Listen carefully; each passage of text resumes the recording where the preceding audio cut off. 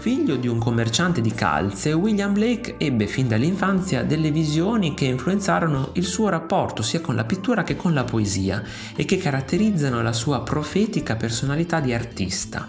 All'età di 10 anni fu avviato al disegno sotto la guida di Henry Pars, quindi apprese le tecniche della calcografia da James Bazire, per il quale disegnò anche soggetti di ispirazione medievale.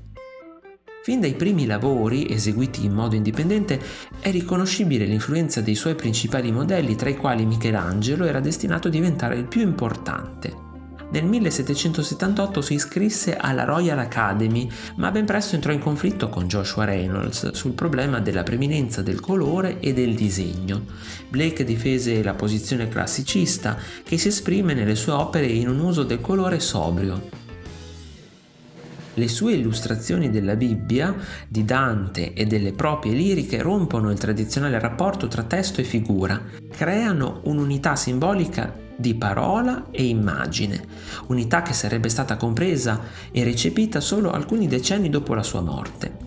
Nella mitologia greca, Ecate è la dea dai 3 corpi, la dea dei crocevia che sovrintende agli incantesimi. Nell'opera dell'artista è rappresentata come un essere demoniaco immerso in un mondo notturno e oscuro. La sua mano è appoggiata su un libro aperto, mentre accanto e dietro di lei sono visibili figure inquietanti. Diversamente dalla maggior parte delle opere di Blake, questa non era destinata ad illustrare un testo. Insieme ad altre 2 realizzate nello stesso anno, faceva parte di una trilogia dedicata alla superstizione, ai mali causati da una smodata fiducia nella ragione e al potere della sensualità.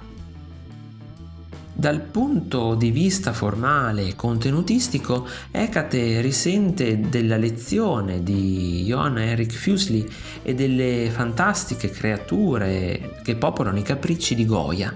Gli elementi classicisti si uniscono in motivi tipici del gusto romantico per l'orrido, fondendosi in un'immagine conturbante e carica di simboli in cui si esprime il personale misticismo dell'autore.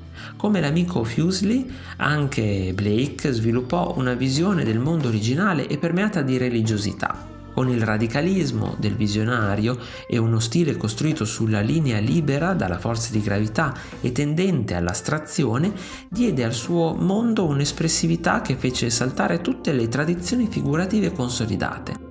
Questa nuova mitologia, nutrita di elementi intimisti, rispondeva al desiderio romantico di ricavare dalla dialettica degli opposti un'interpretazione del mondo di valore universale.